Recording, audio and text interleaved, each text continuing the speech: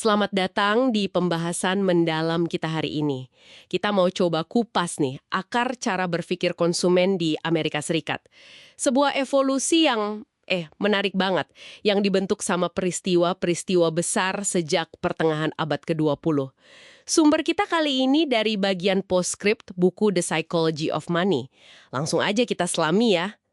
Iya, yang sangat menarik di sini tuh gimana sejarah ya, khususnya periode setelah Perang Dunia Kedua. Itu secara fundamental benar-benar nanamin ekspektasi sama kebiasaan ekonomi ke satu generasi penuh loh. Kebijakan pemerintah, ada optimisme pasca perang, bahkan ya ketakutan kolektif gitu. Semua punya andil. Kita bisa lihat jejaknya sampai sekarang.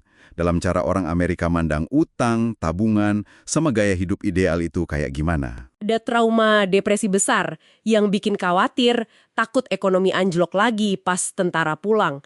Tapi di sisi lain potensinya juga gede, banyak tabungan dari masa perang, terus permintaan barang tinggi banget.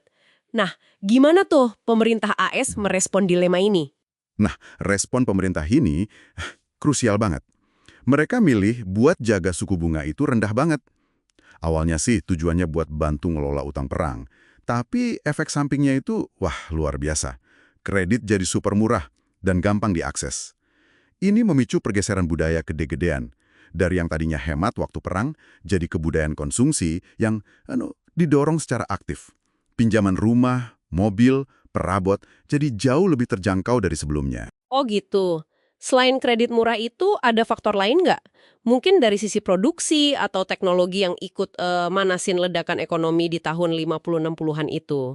Oh tentu aja, pabrik-pabrik yang tadinya bikin alat perang kan, sekarang balik lagi bikin barang konsumen. Ditambah lagi, banyak inovasi teknologi dari era 30-an sama masa perang, itu baru bisa dimanfaatin penuh buat produk konsumen. Jadi, ya kombinasi kredit murah, kapasitas produksi pulih, plus inovasi. Itu yang bikin ledakan ekonomi. Dan periode ini unik loh, karena kemakmurannya itu kerasa nyebar. Maksudnya nyebar itu gimana tuh? Apa bedanya sama pertumbuhan ekonomi di zaman lain? Bedanya signifikan. Jadi kira-kira antara tahun 45 sampai awal 70-an gitu ya, pertumbuhan ekonomi ini cenderung dinikmati relatif merata lah di berbagai lapisan masyarakat.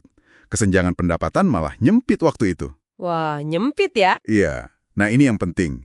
Jadi tercipta semacam ekspektasi kultural kalau gaya hidup kelas menengah itu ya mirip-mirip aja.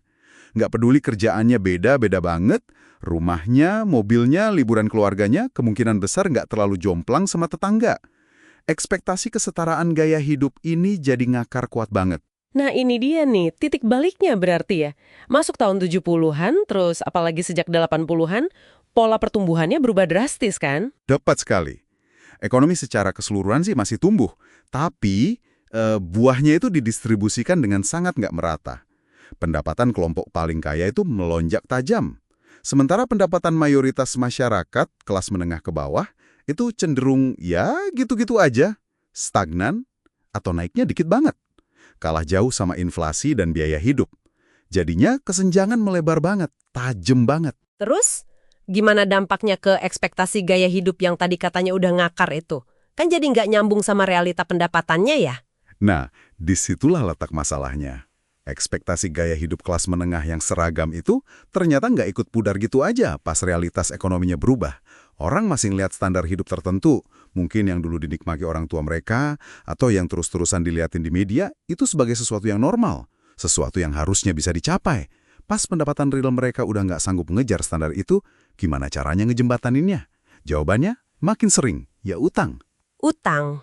Utang buat apa aja tuh biasanya? Macam-macam. Buat biayain rumah yang dianggap sesuai standar, mobil yang lebih bagus, terus biaya kuliah yang naiknya gila-gilaan, sama gaya hidup konsumtif lainnya. Jadi ini beda ya sama utang zaman 50-an? Beda banget.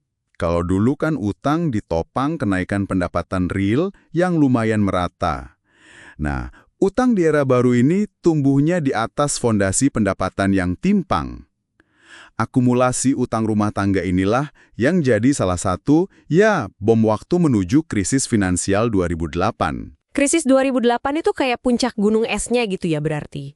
Terus gimana respon setelah krisis? Malah memperparah nggak sih? Nah, respons kebijakan pasca krisis Termasuk langkah kayak quantitative easing yaitu loh, pas bank sentral nyuntik dana ke sistem finansial, biasanya beli aset gitu-gitu, dalam beberapa hal malah bisa dibilang memperkuat tren kesenjangan yang udah ada. Kok bisa? Soalnya, langkah itu seringkali efek sampingnya naikin nilai aset, kayak saham sama properti.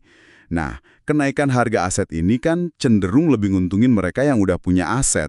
Siapa? Ya kelompok kaya. Oke. Jadi intinya, pola pikir konsumen AS saat ini tuh warisan yang kompleks banget ya. Akarnya dari optimisme sama pertumbuhan merata pasca perang, terus didorong kredit murah, tapi kemudian jebak sama ekspektasi gaya hidup dari era itu, pas ketemu realitas kesenjangan ekonomi yang makin lebar puluhan tahun kemudian. Bener gitu?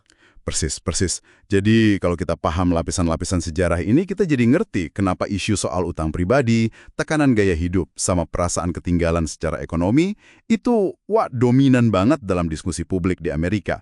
Ini bukan cuma soal angka di laporan keuangan loh, tapi udah nyangkut narasi kolektif tentang kemajuan, tentang ekspektasi yang ternyata nggak selalu sinkron sama kenyataan ekonomi tiap orang. Sebagai penutup nih, ini mungkin bisa jadi bahan renungan buat Anda di rumah ya. Betul. Gini deh, coba pikirin.